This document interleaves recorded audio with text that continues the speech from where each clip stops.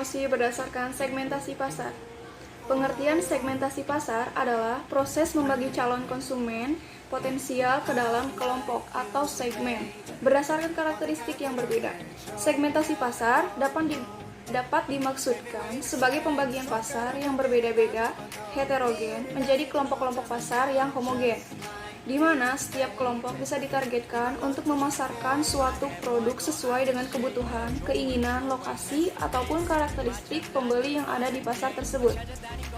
Tujuan segmentasi pasar adalah untuk menghasilkan volume penjualan lebih tinggi. Dengan melakukan pengelompokan konsumen adalah hal terbaik untuk mengetahui kebutuhan mereka. Segmentasi pasar juga memungkinkan Anda untuk mengembangkan produk dengan biaya lebih rendah, karena Anda dapat langsung mengimprovisasi produk Anda sesuai dengan kelompok konsumen tertentu yang diinginkan. Hal ini sangat efektif daripada mencoba menyediakan banyak produk ke banyak kelompok.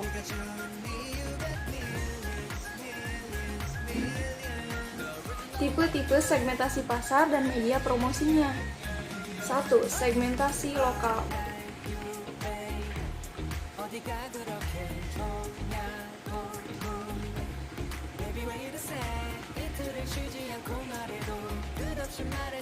Segmentasi ini membagi kategori bisnis berdasarkan lokasi.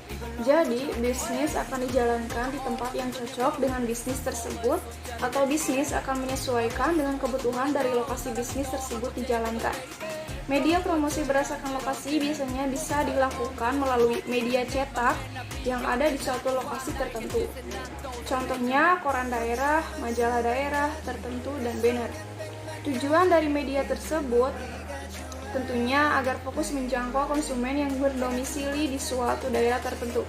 Hal ini dilakukan untuk menghemat biaya promosi karena promosi besar melalui media nasional tidak efektif, karena ruang lingkup bisnis kita berada di satu lokasi saja. Promosi di media sosial juga bisa dilakukan dengan catatan menggunakan nama akun yang menspesifikasikan daerah bisnis dijalankan, seperti krim penumbuh rambut Pekanbaru, ahli air kampar, atau Pekanbaru Pet Shop. 2. Segmentasi waktu. Pembagian berdasarkan waktu adalah segmentasi yang melihat peluang bisnis di waktu-waktu tertentu. Misal Hari Raya Idul Fitri, di mana bisnis kue dan pakaian muslim akan sangat maju. Media promosi berdasarkan segmentasi waktu sangat beragam, karena bisa menggunakan berbagai media, antara lain media sosial dan media cetak. Hanya saja, biasanya promosi yang diadakan ketika perayaan atau waktu tertentu akan menonjolkan ciri khas dari perayaan tersebut, seperti ketupat dan baju koko di Hari Raya Idul Fitri, tema serba merah dan ornamen khas seperti lampion saat perayaan Imlek, dan serba-serbi pohon Natal dan kado saat hari Natal.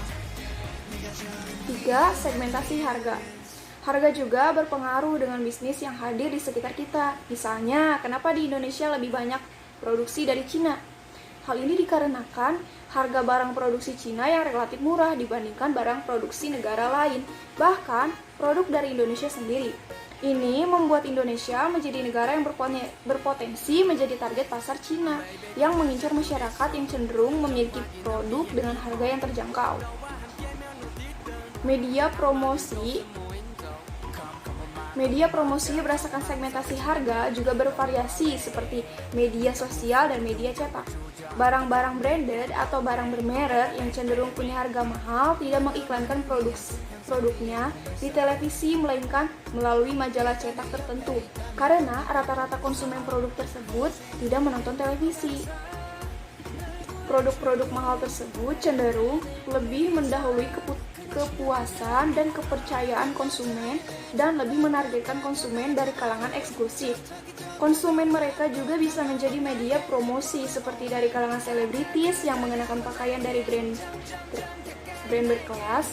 Tentunya hal ini akan meningkatkan pamor suatu produk dan akan lebih dikenal oleh orang banyak.